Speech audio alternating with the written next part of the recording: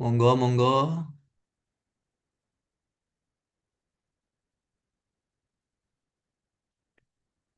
Materi lengkap, ge.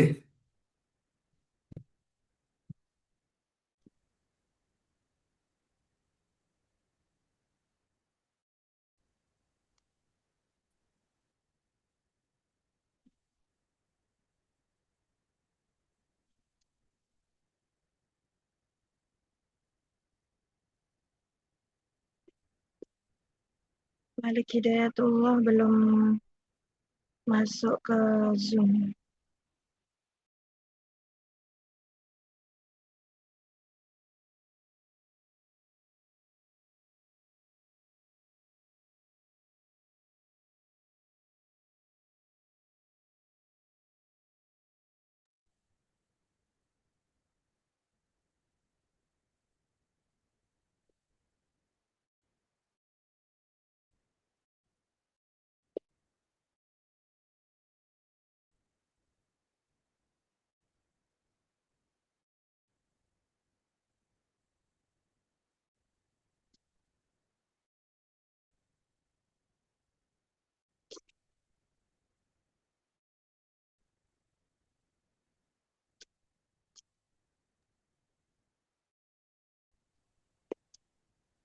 Baik, karena sudah menunjukkan waktu jam 9, mari kita mulai webinar nasional pada pagi hari ini.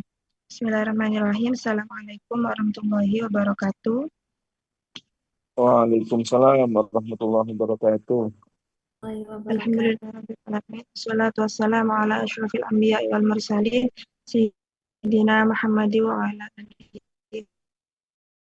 wa sahbihi.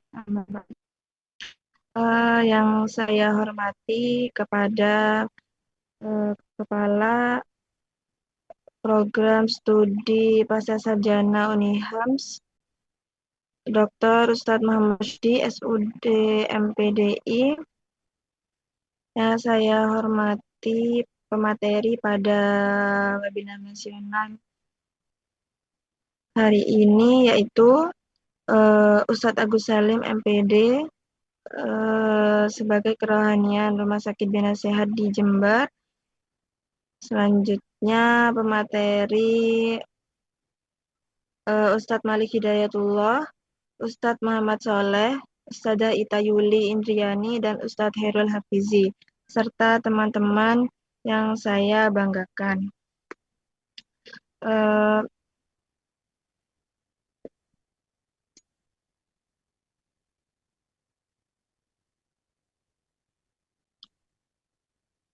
Sebelum kita memulai kajian Ramadan pada pagi hari ini, sebelumnya mari kita buka dengan tawasul dan istighfar, syahadat, serta salawat kepada Nabi supaya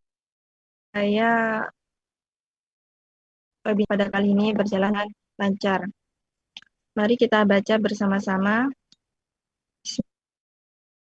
Bismillahirrahmanirrahim. Bismillahirrahmanirrahim. Astagfirullah. Astagfirullahaladzim. Astagfirullah. Astagfirullahaladzim. La Astagfirullahaladzim. ilaha illallah wa asyhadu anna sayyidana Muhammadar La Rasulullah ilaha illallah wa sayyidina Muhammad Rasulullah. Muhammad wa ala ali sayyidina Muhammad ila hadratin Nabi Mustafa Rasulullah sallallahu alaihi wasallam wa alihi wa ashabihi wa azwajihi wa auladihi wa dzurriyyatihi ajma'in. Syai'un lillahi lahumul Fatihah. A'udzu billahi minasyaitonir rajim. Bismillahirrahmanirrahim. Alhamdulillahi rabbil alamin. Ar-Rahmanir Rahim. Maliki yaumiddin. Iyyaka na'budu صراط الذين أنعمت عليهم غير Shiratal المغضوب ladzina an'amta 'alaihim ghairil maghdubi alaihim. Bismillahirrahmanirrahim. Minal anbiya wal mursalin wal awliya wa syuhada'i was salihin was sahabati wat tabi'in wal ulama'il amilin wal musannifin wal mukhlisin wa jami'il malaikatil muqarrabin khususan Sayyidina Syekh Abdul Qadir Jailani syai'ul lillahi lahumul Fatihah. A'udzu billahi minasyaitonir بسم الله rajim. الرحمن الرحيم الحمد لله رب العالمين الرحمن Bismillahirrahmanirrahim. الرحيم إياك نعبد وإياك نستعين إياك اهدنا نعبد الصراط وإياك المستقيم نستعين صراط الذين أنعمت عليهم صراط غير المستقيم المغضوب غير عليهم. المغضوب عليهم. خصوصا إلى مؤسس معهد القادر ومدرسي ومعلمي وجميع المساهمين في تأسيس جامعة كي هاجي أحمد الزكي شاه جنبر وكل من له فضل في قيام هذا المجلس المبارك شيء لله لهم الفاتحة. أعوذ بالله من بسم الله الشيطان الرحمن بسم الرحيم الله الحمد الرحمن لله رب العالمين الرحمن الرحيم الرحيم مالك يوم الدين الرحمن الرحيم مالك يوم الدين إياك صراط نعبد وإياك الذين أنعمت نستعين عليهم غير المغضوب عليهم آمين.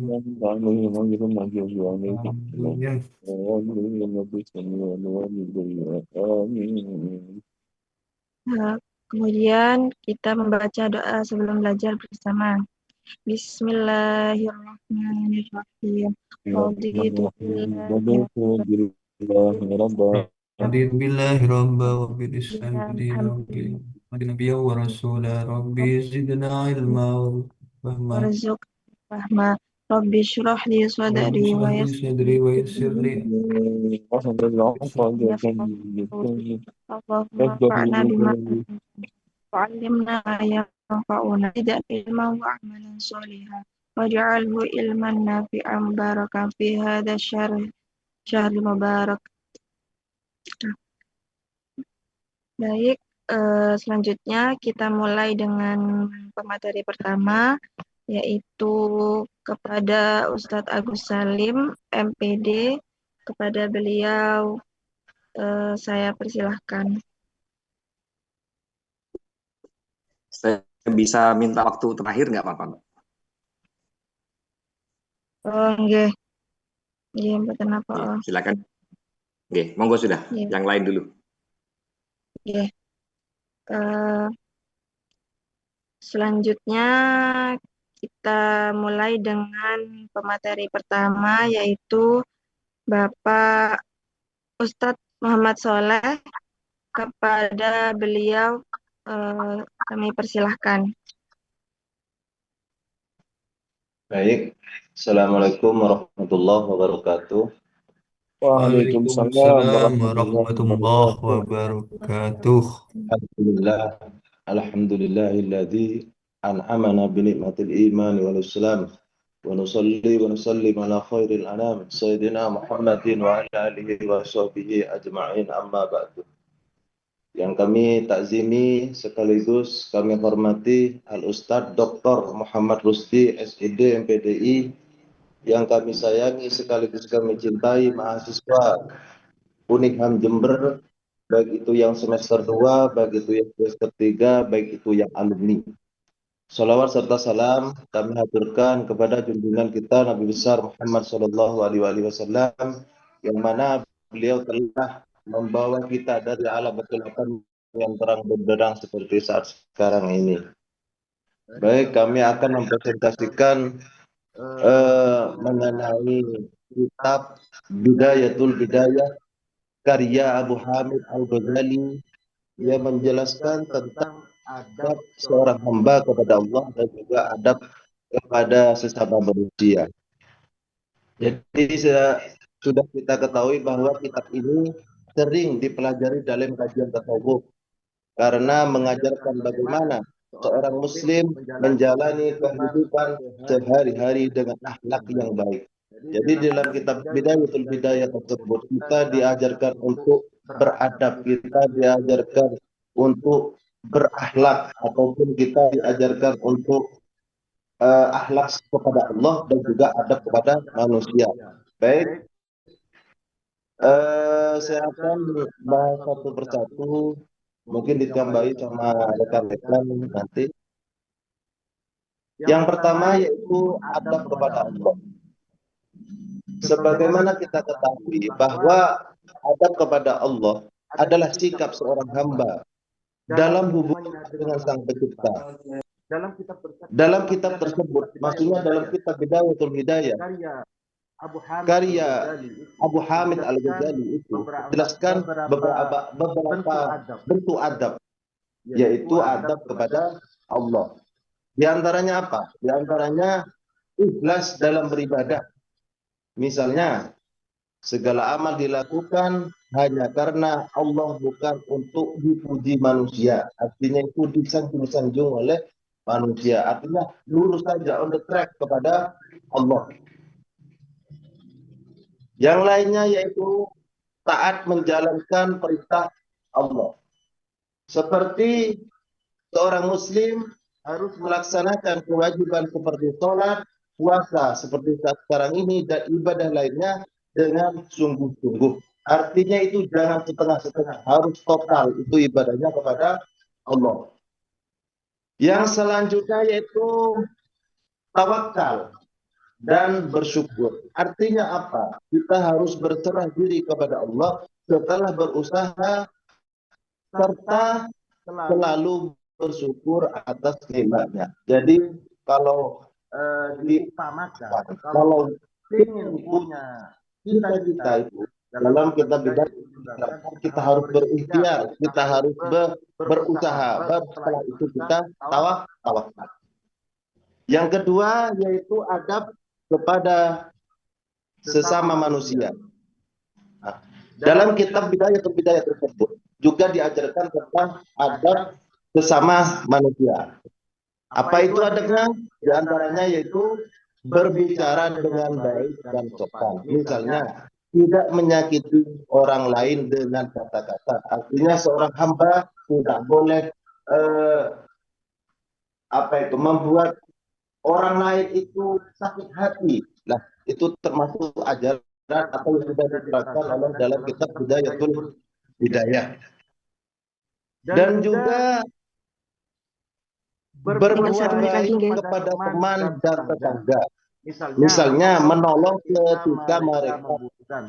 Contoh konkretnya yaitu apabila seorang tetangga itu dalam Bidayah itu kita sebagai seorang muslim harus membantunya. Kalau membantu mengenai materi, silahkan. Kalau membantu masalah lainnya, silahkan. Karena seorang hamba tersebut hidup di dunia ini adalah makhluk sosial. Tidak bisa itu sosial itu ditinggalkan, harus dalam kitab Bidayah itu harus kehidupan dalam kehidupan sosial. Yang selanjutnya yaitu menjaga amanah dan tidak berkhianat. Artinya kepercayaan orang lain itu harus dijaga. Contoh konkretnya, kalau kita dikasih kepercayaan mengurus sesuatu, nah kepercayaan itu tidak boleh dikhianati, harus dijaga. Artinya apa? Kitab Bidayah mengajarkan bahwa seorang muslim harus seimbang antara hubungan dengan Allah, hablum minallah, dan juga hubungan dengan manusia yang disebut yaitu hablum minannas. Nah, dengan menjaga adab kepada keduanya, seseorang dapat mencapai kehidupan yang lebih baik di dunia dan akhirat. Pada artinya kehidupan dengan Allah dan manusia itu harus seimbang, tidak boleh setengah-setengah. Kalau di dunia kita hidup bersosial, jangan lupa setelah di dunia kita akan masuk di alam barzakh atau alam selanjutnya. Cukup aja, mungkin ada kekurangan, maafkanlah sebesar-besarnya, mungkin ada tambahan atau ditambahkan yang lebih luas oleh rekan-rekan, baik itu alumni maupun rekan-rekan dari mahasiswa yang lain. Wallahu muwaffiq ila aqwamit. Assalamualaikum warahmatullahi wabarakatuh. Waalaikumsalam warahmatullahi wabarakatuh. Terima kasih atas penjelasannya. Terima kasih kami sampaikan. Selanjutnya yaitu akan dijelaskan oleh Ustadzah Ita Yuli SPD. Kepada beliau kami persilahkan. Baik, terima kasih moderator untuk waktunya. Sebelumnya yang saya hormati Bapak Kaprodi, Bapak pemateri dari alumni beserta rekan-rekan pemateri pada pagi hari ini. Baik, di sini langsung saja saya sedikit menambahkan. Tadi sudah disampaikan oleh Ustadz Soleh beberapa depan yang menjelaskan tentang adab kita terhadap Sang Pencipta ataupun adab kita terhadap sesama makhluk.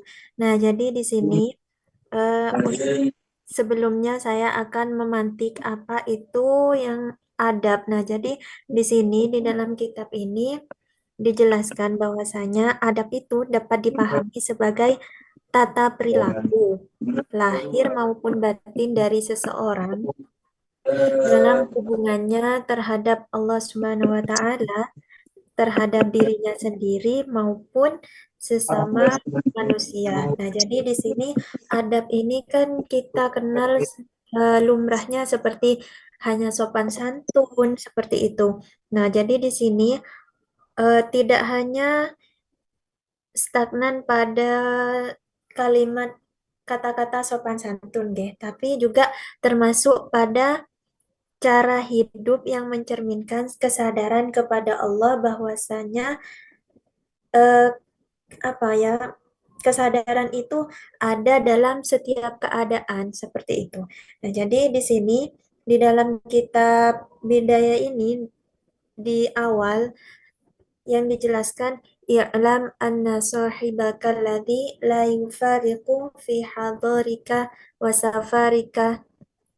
Nah, jadi di sini ketahuilah bahwa sahabatmu yang tidak pernah berpisah darimu baik di tempat tinggalmu maupun dalam perjalananmu, dalam tidurmu, bal fi hayatika wa mautika, dan bahkan di dalam hidup dan matimu. Huwa rabbuka, sesungguhnya dialah Tuhanmu, wa maulaka wa sayyiduka wa khaliquka. Nah, jadi di sini dijelaskan bahwasanya teman-teman yang tidak pernah meninggalkan kita, bahkan dalam keadaan kita pun tidur, hidup, dan mati, ialah Allah Subhanahu wa Ta'ala. Nah, jadi kita sebagai makhluk yang sudah diciptakan dalam keadaan yang sesempurna ini, maka seharusnya kita memiliki adab yang baik terhadap Allah seperti itu. Nah, jadi di sini disebutkan idza qala ta'ala anna jalisu man dzakarani. Nah, jadi di sini saya duduk bersama orang yang mengingatku. Nah, jadi kita sebagai makhluk Allah sudah selayaknya, sudah seyoknyanya juga adab kita diperbaiki terhadap pencipta kita seperti itu. Nah, jadi di sini dijelaskan juga, maka engkau harus tahu adab bersama Allah, yaitu menundukkan kepala dan pandangan, penuh semangat, banyak diam, baik lisan atau badan. Nah, jadi di sini kita juga harus bisa menjaga lisan maupun badan kita seperti itu. Bersegera melakukan perintah dan menjauhi larangan. Nah, jadi kita sudah tahu semua untuk kita menjauhi larangan-larangannya, perintahnya seperti itu. Tidak banyak menyanggah terhadap takdir. Nah, jadi kita tidak seolah-olah ketika takdir itu tidak berjalan dengan pemikiran kita, kita seakan-akan menyalahkan seperti itu. Nah, jadi adab kita itu lebih diperbaiki akan takdir Allah, bahwasanya takdir Allah itu selalu baik seperti itu. Nah, juga di sini dijelaskan bahwasanya senantiasa berzikir dan berpikir, mengutamakan yang hak daripada yang batil, putus harapan kepada makhluk, tawaduk dan lain sebagainya, sebagaimana yang tadi sudah dijelaskan oleh Bapak Soleh, ya. Nah, jadi di Waktunya sini 30 menit bisa. Nah, jadi di sini Allah itu selalu membersamai kita, baik itu dalam keadaan ya tadi itu sebagaimana yang tadi sudah dijelaskan itu, alladzi la yufariqu fi hadarika wa safarika wa naumika. bal fi hayatika wa mautika. Nah, jadi kita sebagai makhluk sudah selayaknya untuk menjaga adab kita, baik adab terhadap Sang Pencipta maupun sesama makhluk seperti itu. Nah, semoga kita semua bisa menjaga adab kita terhadap Sang Pencipta, kepada manusia, kepada sesama seperti itu. Dan semoga kita senantiasa bisa setiap hari memperbaiki adab kita seperti itu. Nah, mungkin itu saja yang dapat saya sampaikan untuk untuk materi yang lain. Mungkin teman-teman pemateri yang lain yang akan menambahkan seperti itu. Kurang lebihnya mohon maaf. Ihdinas siratal mustaqim. Wassalamualaikum warahmatullahi wabarakatuh. Waalaikumsalam warahmatullahi wabarakatuh. Terima kasih atas penjelasannya. Selanjutnya yaitu kepada Ustadz Hairul Hafizi Esa. Kepada beliau kami persilahkan. Assalamualaikum warahmatullahi wabarakatuh. Yang saya hormati Bapak Kaprodi beserta para mahasiswa pasca sarjana. Di sini saya akan melanjutkan membahas masalah adab bersama Allah dan adab bersama manusia. Karena dari teman saya ada tadi yang sudah presentasi masalah atau yang sudah menjelaskan masalah adab dengan Allah dan adab dengan manusia. Itu kebanyakan yang ada di dalam kitab Bidayatul Hidayah itu sudah dijelaskan atau sudah dicantumkan dan dipaparkan. Makanya di sini saya cuma akan menambah sedikit masalah adab dengan Allah, dan ini diambil dari pembahasan yang lain, kitab-kitab yang lain. Salah satu adab dengan Allah yaitu di dalam melakukan pekerjaan yang bersifat ibadah itu memang harus didasari dengan niat yang ikhlas. Artinya semua amal yang bersifat ibadah yang dilakukan itu hanya untuk mencari ridhonya Allah Ta'ala. Tidak boleh dibarengi dengan rasa riya. Makanya di sana di dalam menjauhi rasa riya itu sangat sulit sekali. Kalau di dalam kitab pembahasan At-Tibyan di Adabi Hamalatul Quran itu nantinya ada beberapa penjelasan masalah riya. Yang pertama itu fa'in khatara lahu arya'u qabla syuru'i fil amal. Kalau seandainya nanti sifat riya itu muncul pada diri seseorang sebelum melakukan pekerjaan, fa'in dafa'uhu wa akhlasu an niyata lillahi ta'ala fadhalika huwal matlub. Lalu dia itu menolak dan mengikhlaskan, artinya yang awalnya rasa riyanya muncul sebelum melakukan pekerjaan, lalu berusaha keras untuk menolaknya dan ikhlas niat kepada Allah Ta'ala. Dan maka itu adalah seharusnya yang dilakukan oleh para seorang hamba, yaitu kita. Akan tetapi fa'in taraka ala amala khaufan minariya, tapi kalau seandainya nanti dia itu meninggalkan amal tersebut karena alasan riya, bahwa mental wisi syaitan, maka itu termasuk tipu daya syaitan.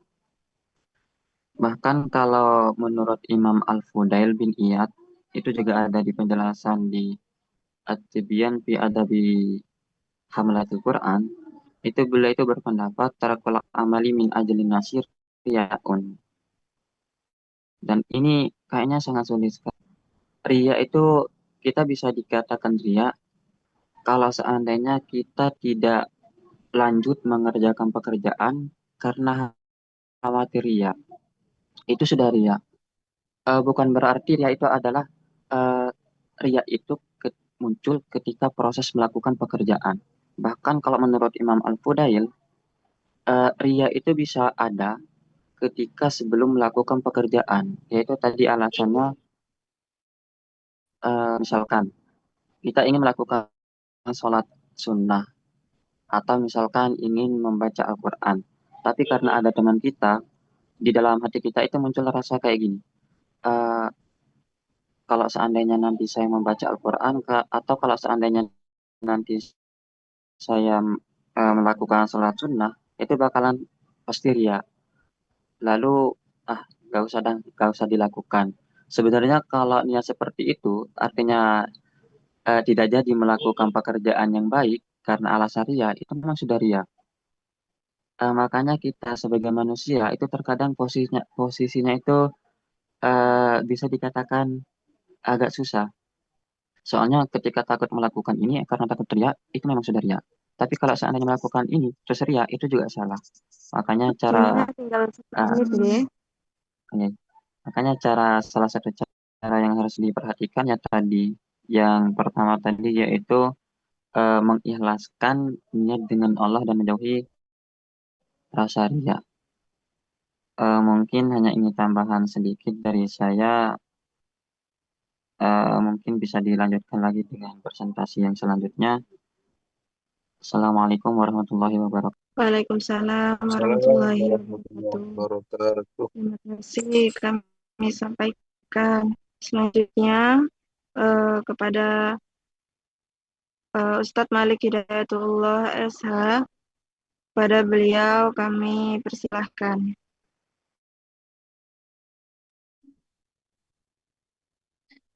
Terima kasih atas waktunya.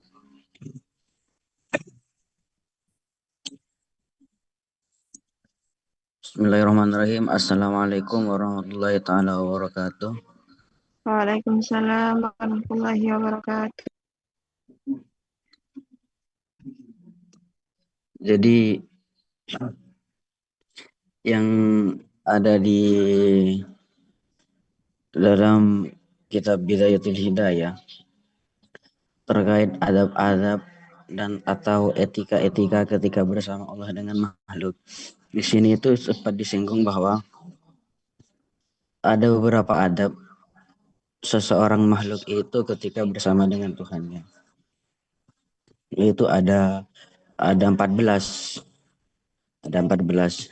Di antaranya saya hanya menyebutkan sebagian. Di antaranya itu adalah jam'ul hamni ail qasdi. Artinya menyatukan tekad berpegang teguh kepada Allah Subhanahu wa taala. Jadi kita sebagai hamba merupakan suatu adab bagi seorang makhluk kepada hambanya itu adalah berpegang teguh, beriktimad kepada Allah Subhanahu wa taala. Kemudian yang selanjutnya itu adalah dawamu sumti ai amma la yufidu fid din. Jadi senantiasa diam terhadap sesuatu yang tidak berfaedah atau hal-hal yang tidak berfaedah tidak. Itu termasuk adab seorang makhluk kepada seorang khalik, kepada seorang jadi itu meninggalkan hal-hal yang anfaidah. Karena juga ada hadis itu min husni islamil mar'i tarkuhu ma la ya'li. Termasuk hal-hal yang bagus bagi seorang hamba itu adalah meninggalkan hal-hal yang berfaedah. Jadi termasuk bagus Islamnya seseorang adalah meninggalkan hal-hal yang anfaidah. Kita bagi seorang hamba itu memang dari awal memang diciptakan oleh Tuhan itu kan untuk beribadah. Wa ma khalaqtul jinna wal insa illa liya'budun. Jadi tidaklah aku menciptakan jin dan manusia itu kecuali untuk beribadah. Sehingga hal-hal yang memalingkan kita untuk melakukan ibadah itu selayaknya bagi seorang hamba itu adalah ditinggalkan, tidak perlu dilakukan. Kemudian yang selanjutnya itu adalah mubadaratul amri, yaitu bermubadarah, bersegera ketika melakukan hal-hal yang diperintahkan oleh Allah Subhanahu wa taala. Jadi tidak boleh leha-leha atau mengentengkan terhadap perintah-perintah yang sudah ditentukan oleh Allah Subhanahu wa taala, entah itu berupa kewajiban atau berupa hal-hal yang sunnah. Jadi kita itu selayaknya sebagai seorang hamba itu dituntut untuk mubadarah, artinya bergegas. Kemudian yang selanjutnya itu adalah ijtinabun nahyi. Jadi menghindari hal-hal yang memang sudah dilarang. Kayak hal-hal yang haram. Jangankan haram, makruh saja itu kita itu juga dianjurkan untuk tidak melakukannya, meskipun tarafnya makruh itu kan berada di bawahnya. Jadi sebagai seorang hamba, seorang itu tidak diperkenan melakukan hal-hal yang diharamkan dan juga dimakruhkan. Kemudian yang selanjutnya yaitu adalah qillatul i'tirad ay azamul i'tirad alal qadri. Jadi tidak perlu ridho terhadap qadar Allah. Ridho terhadap qadar Allah, tidak banyak apa istilahnya? Ya, tidak banyak komplain terhadap qadar Allah gitu saja. Jadi katanya itu ada di dalamnya itu Rasulullah bersabda bahwa ubudillah biridho, jadi sembahlah Allah itu dengan ridho. Fa illam tasati fa fis sabri ala ma takrahu khairun katsir. Kalau tidak mampu untuk menyembah Allah dengan ridho, maka setidaknya sabar terhadap apa-apa yang tidak engkau sukai. Dan juga di sana ada ana Allahu la ilaha illa ana faman lam yasbir ala bala'i wa lam yaskur li na'mai wa lam yarda bi qada'i waliyatul urban siwai. Jadi Tuhan itu adalah saya, sehingga siapa yang tidak sabar atas ujianku dan tidak bersyukur atas nikmat yang aku berikan dan tidak ridho terhadap putusanku, maka cari Tuhan selain aku. Dalam hadis qudsi Allah bersabda begitu. Mungkin hanya itu yang dapat kami sampaikan. Kurang lebihnya wabillahi taufiq wal hidayah. Wassalamualaikum warahmatullahi taala wabarakatuh. Waalaikumsalam warahmatullahi wabarakatuh. Baik, terima kasih kami sampaikan. Untuk pemateri selanjutnya yakni dari alumni mahasiswa pasca sarjana Unihams, yaitu Ustadz Agus Salim MPD. Kepada beliau kami persilahkan.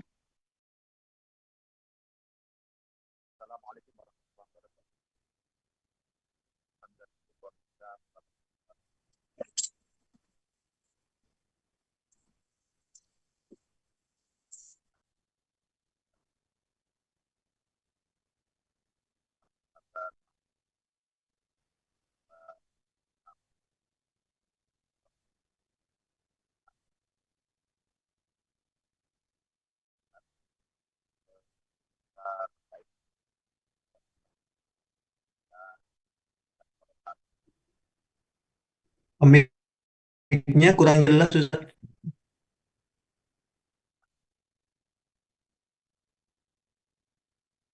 Oke, suara saya sudah sampai suara saya? Bisa Jelas? terdengar, nggih, alhamdulillah bisa. Baik. Baik.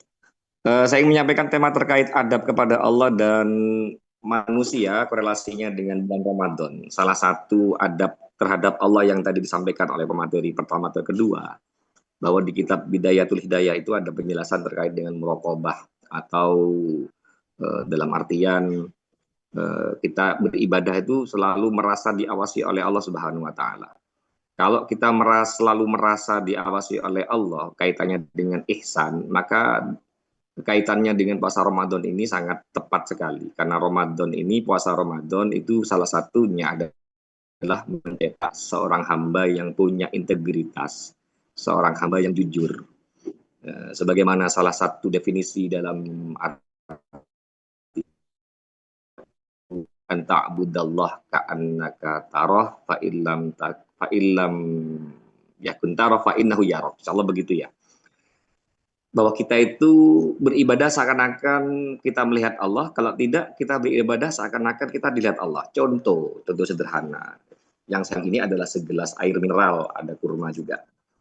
Pada siang seperti ini, kita sebetulnya bisa melakukan satu hal yang membatalkan ibadah puasa, mokel katakanlah. Tapi kenapa tidak kita lakukan di kantor misalnya? Karena ternyata di kantor, di ruangan saya ada CCTV. Ada teman saya yang mengawasi. Maka kita akan sungkan atau malu atau takutlah ketemu sama orang. Tapi lebih dari itu, ada tempat yang sebetulnya kita punya potensi besar untuk melakukan pembatalan puasa, minum contohnya. Di mana itu misalnya? Kita punya peluang besar di situ. Ada di tempat wudhu. Saya kasih bocoran buat teman-teman yang kepingin mokel ya. Ada tempat yang aman, tidak ada CCTV, tidak ada yang melihat. Di mana? Di tempat wudhu.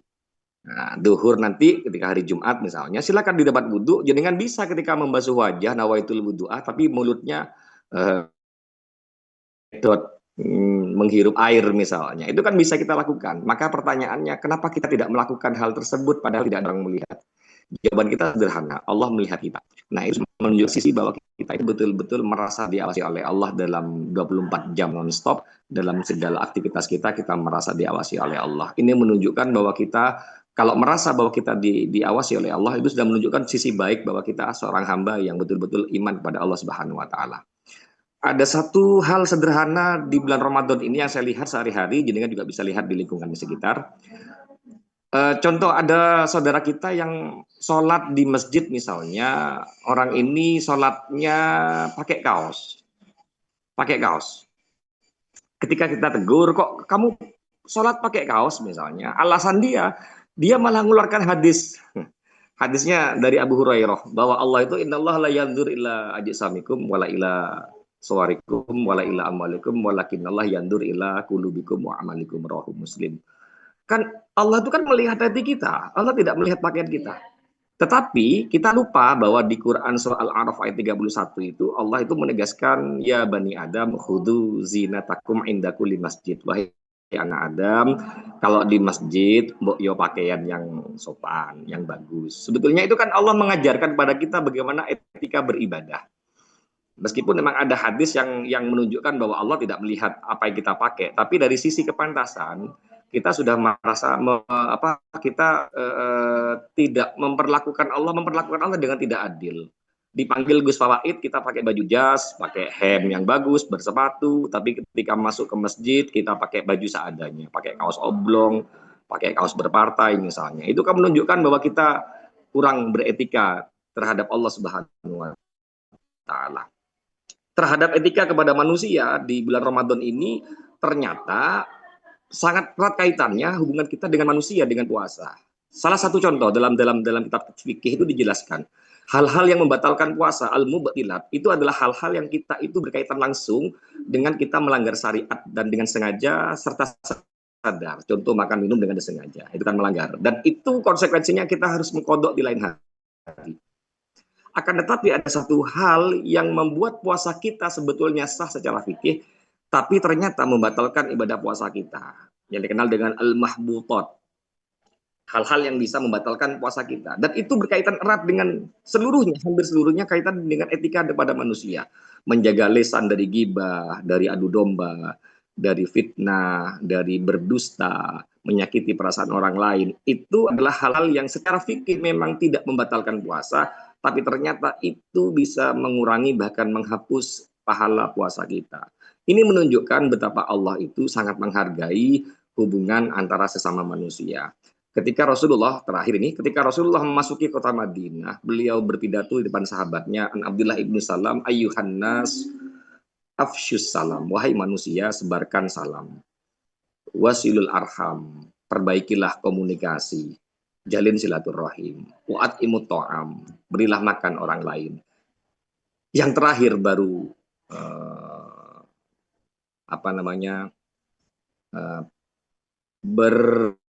saya lupa, maaf. Bersolatlah di malam hari warna sunniyam, seperti itu redaksinya. Mohon maaf, saya lupa itu. Jadi empat nasihat Rasulullah itu, 3 diantaranya berkaitan dengan manusia, hablum minan nas, dan 1 berkaitan dengan Allah Subhanahu Wa Taala. Ini menunjukkan betapa agama itu sangat menjunjung tinggi nilai etika kepada sesama antar manusia. Yang itu jika kita dilanggar, kita dilanggar oleh kita, maka akan berat sekali. Sebaik-baiknya kita, salah satu orang yang dianggap rugi, ibadahnya banyak, sholatnya bagus, dia haji, dia tetapi kalau orang ini membuat satu hal dan itu dinyatakan muflis, kata Allah, kata Rasulullah, itu mencapai kerugian yang besar ketika di akhirat, maka kita akan menjadi orang yang rugi di akhirat. Kita akan hangus seluruh ibadah kita kepada Allah gara-gara kita berbuat dolim kepada saudara kita. Ini menunjukkan sisi etika manusia. Betapa bertaubat kepada Allah itu sangat mudah sekali, tetapi minta maaf kepada manusia itu sangat berat sekali. Itu mungkin kaitan antara etika kepada Allah dan adab kepada manusia, kaitannya dengan puasa Ramadan. Kurang lebihnya saya mohon maaf. Assalamualaikum warahmatullahi wabarakatuh. Waalaikumsalam warahmatullahi wabarakatuh. Terima kasih banyak atas penyampaiannya, ya Ustaz. Selanjutnya yaitu mari kita dengarkan penjelasan dari narasumber kita, yaitu Dr. Muhammad Rusdi, SUD MPDI. Pada beliau saya persilahkan. Assalamualaikum warahmatullahi wabarakatuh. Waalaikumsalam warahmatullahi wabarakatuh. Waalaikumsalam warahmatullahi wabarakatuh. Alhamdulillah wassalatu wassalamu ala Rasulillah wa la haula wala quwwata illa billah, amma ba'd. Terima kasih atas waktunya moderator Ustazah Komariah dan seluruh pemateri yang sudah menyampaikan, Ustadz Agus Salim juga, alumni kita dan materi yang lain. Langsung saja ya. Ada kemarin pertanyaan yang belum terjawab, insyaallah akan dijawab hari ini. Ini ada pertanyaan baru masuk. Setelah mendengar penjelasan materi riya, mungkin ada solusi termudah. Baik, kita akan ulang lagi materi riya yang kemarin, disempurnakan ya. Dan kita akan menambah kepada bab ujub. Karena adab kepada Allah dan adab kepada manusia ini erat kaitannya dengan riya, ujub, dan seterusnya. Baik. Ini adalah kitab yang diambil dari Ihya Ulumuddin dan sudah diringkas ya supaya tidak panjang penjelasannya. Kemarin sudah dijelaskan derajat riya ya. Maka kita tinggal mengoreksi diri apakah kita punya, dan tentunya punya, harus diakui itu. Ya ini kemarin prinsip umumnya amal dinilai dari dominasi niat ya. Jadi dominan atau setara maka terancam tertolak. Kalau ikhlas minan pahala tetap ada berkurang. Nah ini juga alat pamer riya yang kemarin sudah dijelaskan juga. Jadi itu alatnya badan, pakaian, ucapan, perbuatan pengikut dan hal-hal yang eksternal, status, simbol, fasilitas itu adalah alat pamer riya. Kemudian riya itu ada 2. Ada yang tersembunyi gitu ya. Ada yang apa namanya? Ada yang tersembunyi, ada yang tidak. Ada yang jelas, ada yang tersembunyi. Yang tersembunyi itu juga ada tingkatannya. Tingkatan yang pertama yaitu, nah ini kita mulai masuk kepada diri kita ya. Kita masuk mulai pada diri kita. Tingkatan pertama dan ini yang paling nampak dari tingkatan yang lain. Yang paling kentara, yang paling jelas dari riya yang tersembunyi yang pertama ini. Yaitu ibadah itu terasa lebih ringan. Enaklah mau tarawih, mau baca Quran, mau zikir, enak itu. Mau tahajud. Seseorang biasa tahajud, namun ketika ada tamu, ia menjadi lebih semangat. Nah, ini riya itu masih. Kehadiran orang lain menambah energi ibadah. Ketika dia belajar sendirian atau muridnya hanya 1-2, dia biasa saja. Namun ketika muridnya seantero negeri begitu, yang mengikuti majelisnya tambah banyak, dia tambah bersemangat mengisi. Itu adalah riya yang paling jelas.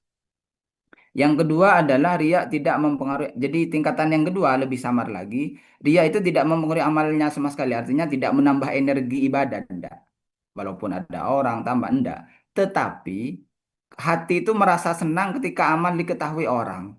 Jadi ketika orang, jadi dia sama ya antara pengikutnya banyak atau enggak, muridnya banyak atau enggak, ngajar di lembaga yang berkelas taraf internasional atau kelas kampung, ya biasa saja begitu. Namun ketika itu diketahui orang bahwa dia adalah pengajar yang luar biasa, dia mengayomi orang, senang dia, senang. Jadi orang mengetahui amalnya itu merasa lega, bangga begitu. Nah, itu pasti tersembunyi di dalam hati. Jadi kalau perlu dia menceritakan gitu. Walaupun ketika dia melakukan ibadah semua itu ya biasa saja dia lillahi ta'ala. Tapi ketika orang tahu dia ya itu ya senang dia. Allah. Dan yang ketiga paling lebih samar lagi. Ria itu mulai mendorong dalam isyarat. Kalau tadi bisa saja menceritakan ke orang ya, ini tidak. Jadi menyebut amal itu secara samar, memberi sinyal halus tentang ibadahnya. Misalkan melalui penampilan. Jadi dia apa ya?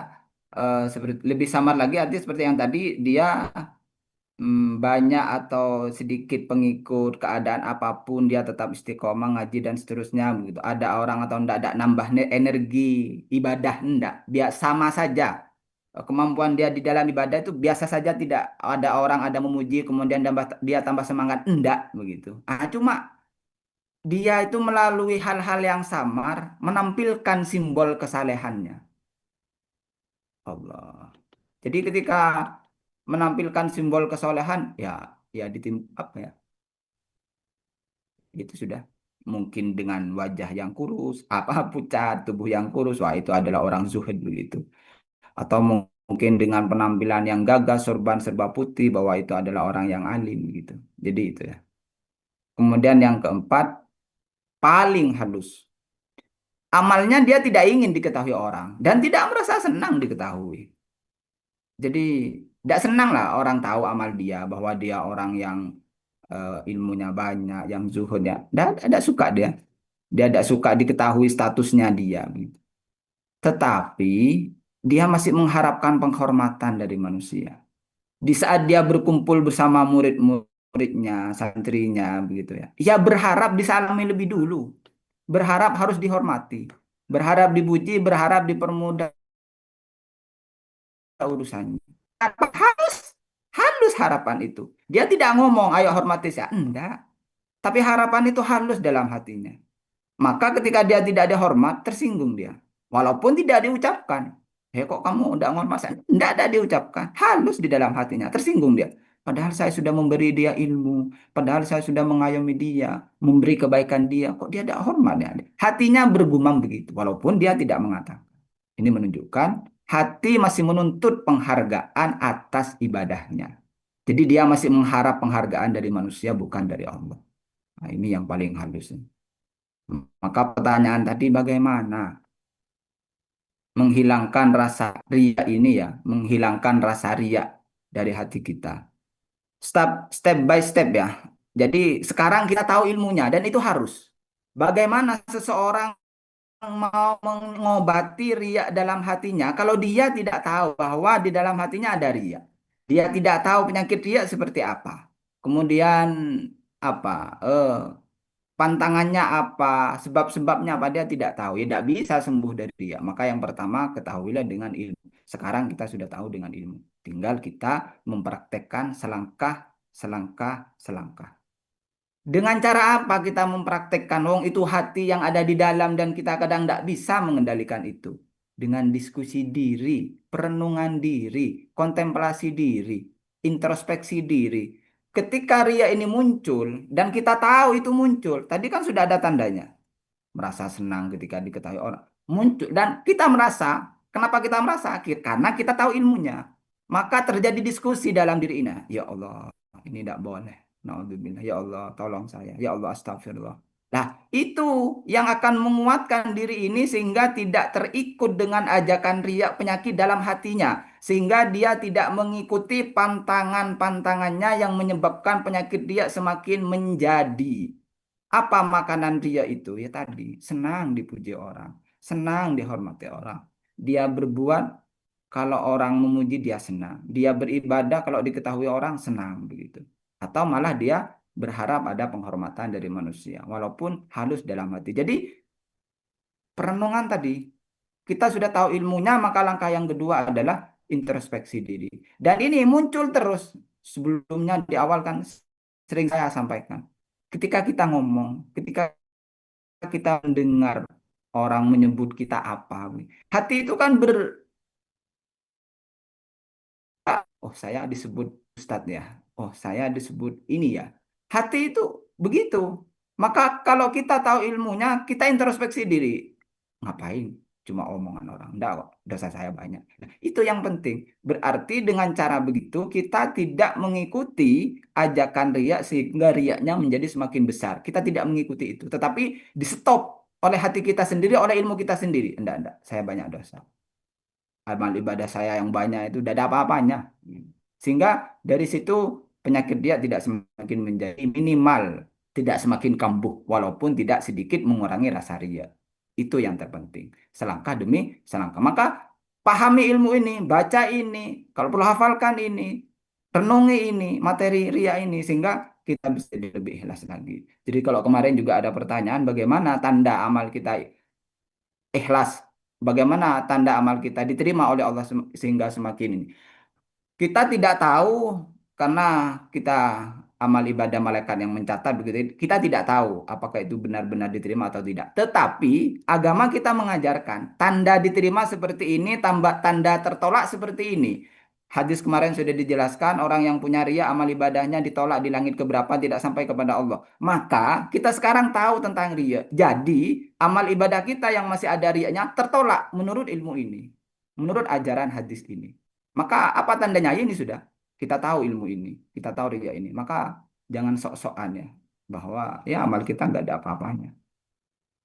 Kita merenung ya. Merenung diri kita masuk ke dalam diri kita.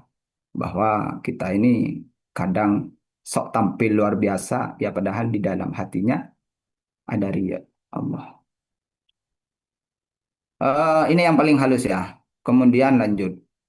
Kita merenung kembali ya. Sebagai posisi kita guru atau ustadz dan lain semacamnya. Tanda keikhlasan seseorang ngajar itu di mana? Satu, senang jika ada orang yang lebih baik darinya.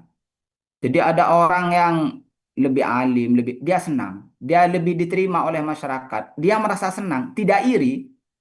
Ini tanda guru yang benar-benar lillahi ta'ala. Jika ada guru ngaji di pedesaan, ada ustadz da'i atau ada guru, ketika ada guru lain lebih baik darinya, lebih berpengaruh di masyarakat, lebih diterima ilmunya, lebih diterima pengaruhnya, dia sesak hatinya, maka berarti keikhlasan dia di dalam mengajar kurang. Kenapa? Imam Ghazali mengibaratkan di dalam Ihya itu ya. Kita sebagai guru memperjuangkan berperang melawan kebodohan orang-orang sehingga dia tidak bodoh dan mau beribadah kepada Allah. Jadi peperangan kita itu melawan kebodohan. Ketika kita berperang di arena peperangan, semakin banyak pasukan kita yang bersama kita, maka tentu kita itu harusnya bangga karena kemenangan akan diraih di kelompok kita. Maka ketika ada orang pasukannya tambah banyak, dia sedih, perlu dipertanyakan, dia mau menang apa enggak? Jadi ketika kita ada yang membantu orang lain berpotensi, dia berjuang juga di jalan yang sama dengan jalan kita, memperjuangkan, menghilangkan kebodohan masyarakat, tetapi dia iri pada orang itu, berarti yang dia lakukan bukanlah karena Allah, tetapi karena ingin dirinya dipuji dan diterima orang. Bukan murni berperang melawan kebodohan masyarakat. Buktinya ketika ada orang membantu juga menghilangkan kebodohan masyarakat, dia iri kepadanya. Apa yang mau dia dapat dengan perjuangan itu kalau tidak menghilangkan kebodohan masyarakat itu? Yang kedua, tidak berubah ketika orang besar hadir. Merasa gitu itu boleh ya. Jadi ketika ada orang yang lebih baik daripada kita, kita merasa ya Allah supaya saja saya juga sama dengan dia, juga punya kelebihan, kebaikan, keikhlasan. Tapi tidak berharap nikmat itu hilang dari orang itu.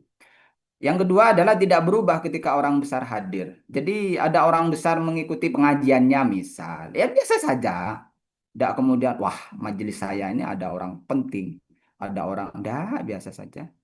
Kenapa? Satu pandangan sama. Tidak perlu membedakan status. Wong ini bukan persoalannya siapa pengikut siapa enggak. Persoalannya ilmu tersebar, kebodohan menghilang. Sehingga ketika kebodohan menghilang, orang mau beribadah kepada Allah. Yang ketiga adalah tidak suka diikuti atau diagungkan.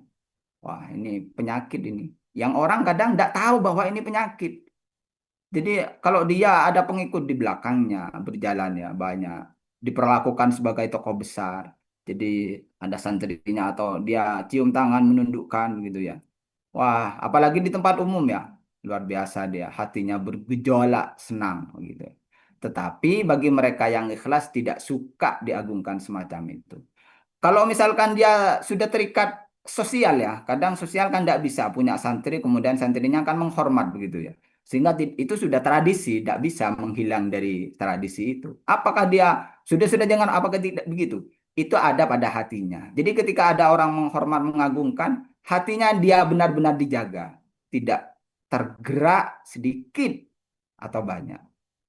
Kalau dia tidak mampu ya mending dibatasi yang semacam itu karena menikmati popularitas religius bahwa dia seorang guru, seorang kiai, seorang ustadz yang diagungkan, menikmatinya itu adalah bagian dari menimbulkan riya dari hal yang dapat menghilangkan keikhlasan. Jadi ciri utama keikhlasan adalah tidak iri terhadap kelebihan orang lain, tidak berubah karena status manusia. Apakah dia presiden yang mendengarkan, tidak mencari penghormatan dari manusia. Orang ikhlas tidak terganggu oleh popularitas orang lain. Kehadiran tokoh besar, penghormatan manusia, tidak berubah dia. Hatinya tetap gitu. Nah, ini ujub ya. Ujub itu adalah menganggap besar suatu nikmat dan merasa tenang dengannya sambil lupa bahwa nikmat itu berasal dari Allah. Orang yang lupa berdoa di dalam makan minumnya atau berjalan, itu bisa saja nanti masuk kepada penyakit ujub. Kenapa? Itu nikmat. Kenapa tidak dia sandarkan dan kaitkan kepada Allah?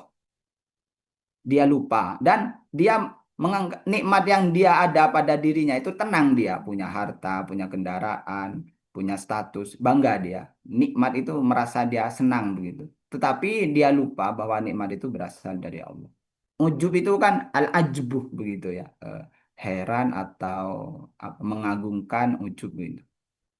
Jadi ada nikmat itu dianggap senang, enak, nyaman dalam dirinya, tetapi nikmat itu tidak dinisbatkan, nisbatnya ila Allah. Tidak dinisbatkan kepada Allah. Itu adalah ujub. Nah, 3 keadaan orang terhadap nikmat. Jadi ujub itu adalah keadaan di dalam dirinya ya terhadap sebuah nikmat. Keadaan pertama ini bukan ujub. Seseorang memiliki kelebihan, apakah ilmu, amal, atau harta, tetapi takut nikmat itu hilang. Nah, ini tidak ujub berarti. Jadi khawatir iman ini dicabut oleh Allah. Khawatir ilmu ini dicabut oleh Allah. Khawatir amal yang dia lakukan selama ini itu dicabut oleh Allah. Khawatir dia. Maka dia bukan ujub. Artinya kenapa ya kekhawatiran itu bisa ada? Karena dia seringkali mengoreksi diri. Ada orang punya ilmu, punya amal, dia tidak khawatir itu dicabut oleh Allah. Kenapa? Dia jarang introspeksi. Padahal dalam hidup yang dia arungi selama ini, banyak hal yang nikmat kemarin bisa beribadah kepada Allah sekarang menghilang. Nikmat yang kemarin bisa istiqomah sekarang menghilang. Itu hanya sekedar amaliyah badaniyah.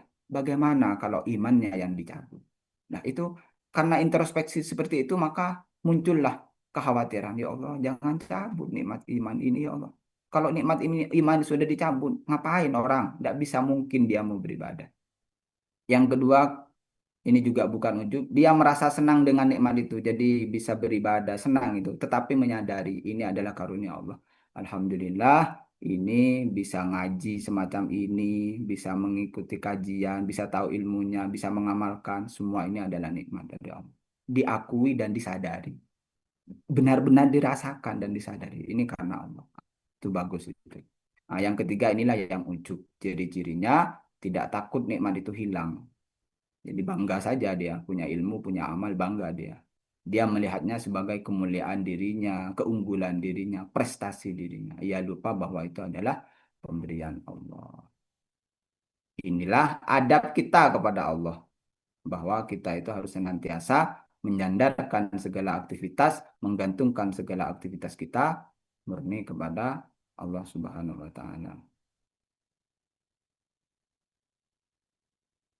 Allah. Ini pertanyaan saya lihat. Teori riya berharap dipuji, tidak melihat solusinya bagaimana? Ya tadi ya, solusi supaya kita ini tidak riak, satu, pahami ilmunya. Dari kemarin sudah kita bahas riak. Ini pahami ilmu ini, pahami, dibaca berulang-ulang, dan koreksi diri. Supaya ketika riak ini menjadi kambuh.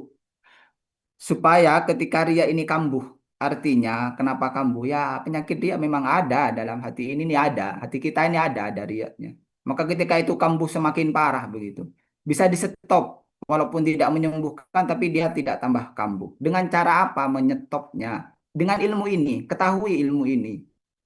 Oh, ria itu begini. Akhirnya ketika dia ketemu dengan dia ini, ya Allah, astagfirullah, ampuni hati ini, ya Allah. Begitu kemudian. Sehingga tidak bertambah parah lagi dia. Sehingga tidak bertambah kambuh lagi. Gitu. Itu ya dari ria yang... Terus terakhir ya, sekarang temanya kan adab kepada Allah dan adab kepada manusia. Itu tadi kaitannya dengan adab kita kepada Allah. Jadi bagaimana hati ini benar-benar tersandar kepada Allah dan tidak karena manusia. Terus bagaimana adab kita kepada manusia? Kita beradab kepada manusia. Kita menghormati, menghargai, mencintai manusia. Itu bukan dalam kerangka bahwa kita melihat manusia itu sendiri. Tidak. Tetapi kita menghargai manusia, menghormati manusia, memberikan dia posisi yang baik, berinteraksi dengan manusia dengan baik, mengagungkan manusia. Itu karena kita diperintah oleh Allah menghormati tamu. Itu ajaran Nabi, ajaran agama kita. Menghormati yang lebih tua, itu ajaran kita, ajaran umat Islam. Menyayangi yang lebih muda, itu juga ajaran. Jadi bukan karena semata kita menghargai manusia supaya manusia itu juga berbalik menghargai kita. Tidak. Karena mengamalkan ajaran Allah. Karena mengamalkan perintah Allah. Sehingga kemudian kita menghormati manusia. Kalau kita menghormati manusia, kita beradab kepada manusia semata-mata karena manusia, dia akan lahir di situ.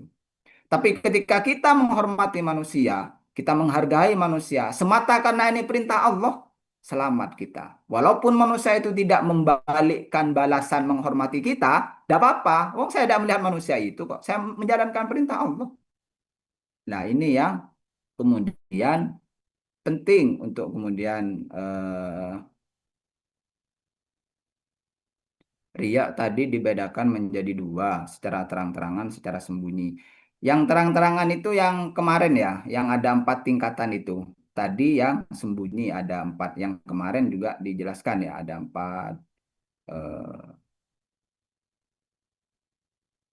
Nggak saya tampilkan yang kemarin sedikit sebentar lah.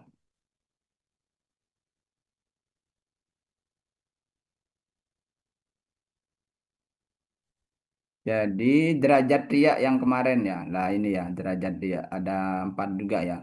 Jadi derajat pertama murni untuk dilihat manusia yang tergantung niatnya kemarin itu ya. Niat pahala tapi sangat lemah. Kemudian niat pahala dan riaknya sama kuat. Kemudian yang terakhir niat utama adalah pahala tetapi masih ada sedikit riya. Nah ini riaknya ini jelas ya. Nah, kalau yang tadi itu ya halus sudah. Halusnya bagaimana? Ya, yang pertama masih ada karena dia beribadah tidak karena orang, tapi ketika ada orang dia tambah semangat. Nah, itu halus. Itu yang paling nampak di antara yang terhalus. Yang kedua, apa eh, tidak mempengaruhi ininya ya, tidak mempengaruhi amalnya. Jadi ria itu tidak mempengaruhi amalnya, tetap amalnya dia lakukan sebagaimana biasa. Tetapi ketika amal ibadahnya diketahui orang, dia senang. Apalagi dengan simbol-simbol ya menampakkan. Jadi dia tidak bicara dengan lisan. Saya ini adalah tidak dengan penampilan, dengan status dia, dengan kendaraan dia, dengan rumah dia, dengan pengikut dia, gitu. Dan dia suka, gitu, senang gitu. Dan yang paling halus adalah dia tidak merasa senang diketahui amalnya, tidak suka dia diketahui amalnya oleh orang, tapi dia mengharap penghormatan. Halus sekali dalam hati. Allah. Baik itu ya, sekali lagi, adab kita bersama manusia bukan semacam semata-mata karena manusia. Kita beradab kepada manusia karena itu perintah Allah.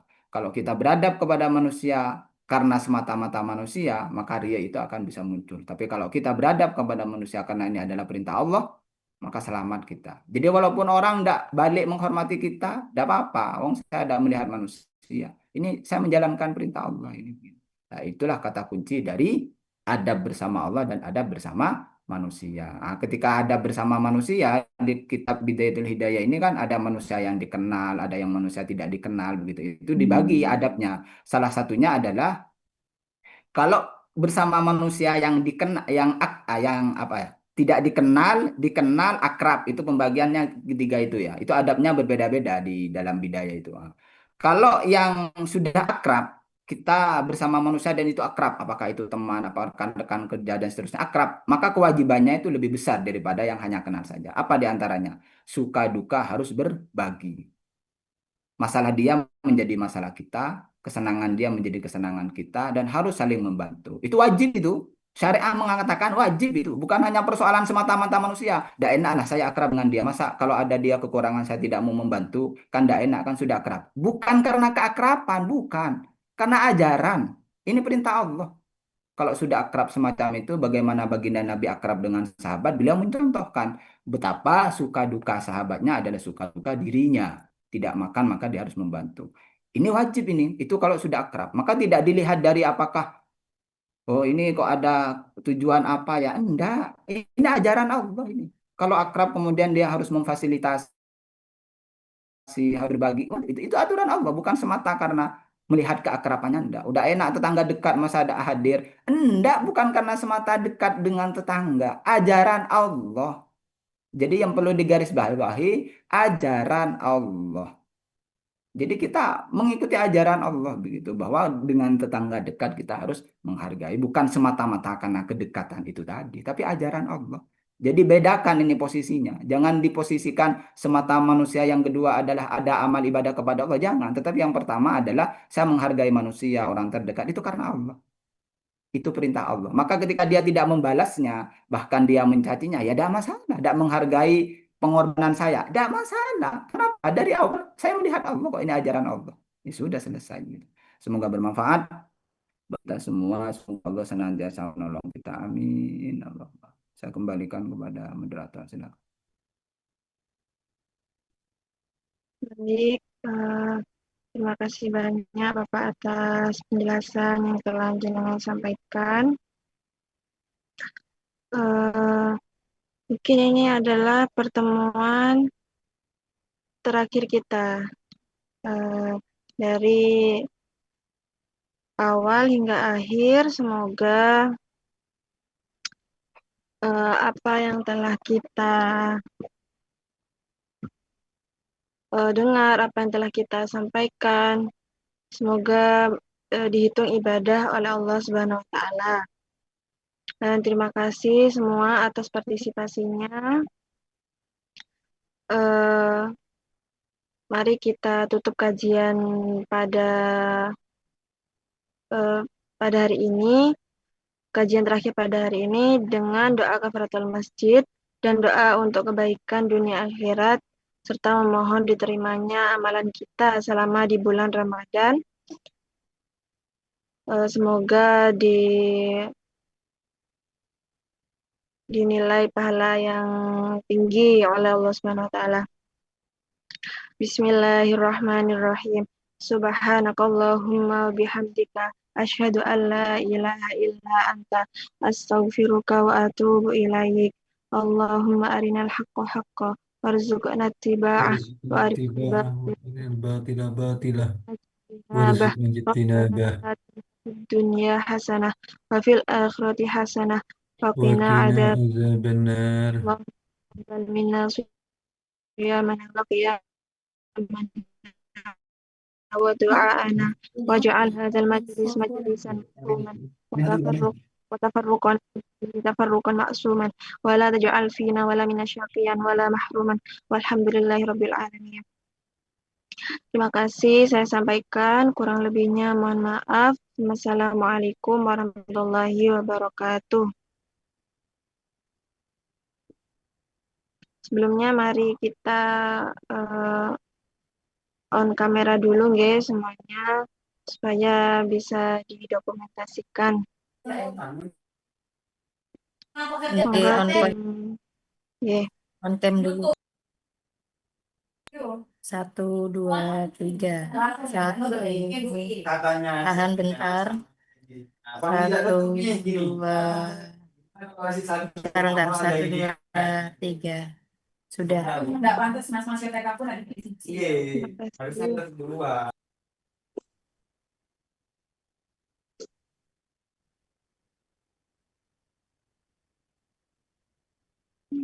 kasih.